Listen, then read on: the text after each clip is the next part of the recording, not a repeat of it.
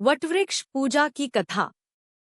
वट सावित्री व्रत अथवा वटवृक्ष पूजा विशेष रूप से महिलाओं द्वारा अपने पति की लंबी आयु और सुखद वैवाहिक जीवन के लिए किया जाता है।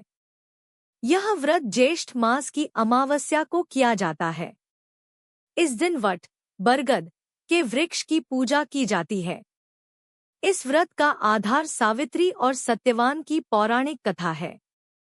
यह व्रत उत्तर भारत, महाराष्ट्र, गुजरात और दक्षिण भारत के कुछ हिस्सों में श्रद्धा से मनाया जाता है।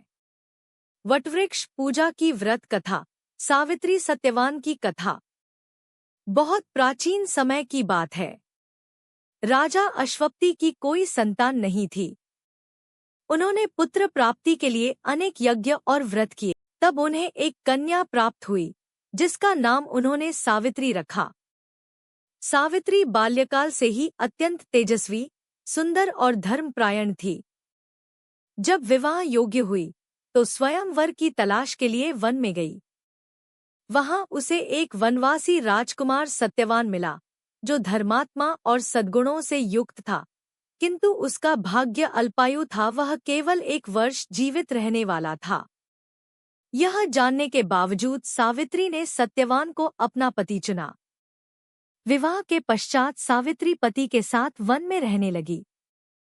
जब सत्यवान की मृत्यु का दिन निकट आया, तब सावित्री ने 3 दिन का उपवास किया और वटवृक्ष के नीचे बैठकर व्रत रखा। सावित्री ने उनका पीछा किया और बुद्धिमत्ता से यमराज से 3 वरदान मांग लिए। 1, उसके साससुर की दृष्टि और राज्य वापस मिले। 2, उसके पिता को 100 पुत्र हों। 3, वह स्वयं 100 पुत्रों की माता बने। तीसरे वरदान पर यमराज ठिठक गए, क्योंकि अगर सत्यवान जीवित न रहे तो सावित्री 100 पुत्रों की माता कैसे बनेगी। इस प्रकार यमराज को सत्यवान का जीवन लौटाना पड़ा। सत्यवान पुनः जीवित हुआ और दोनों ने दीर्घ व समृद्ध जीवन बिताया। वटवृक्ष पूजा विधि।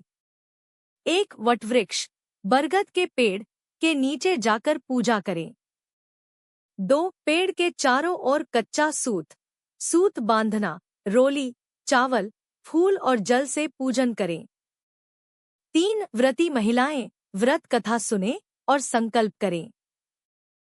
4, वटवृक्ष की जड़ में जल चढ़ाकर हल्दी, चूड़ी, सिंदूर आदि अर्पित करें।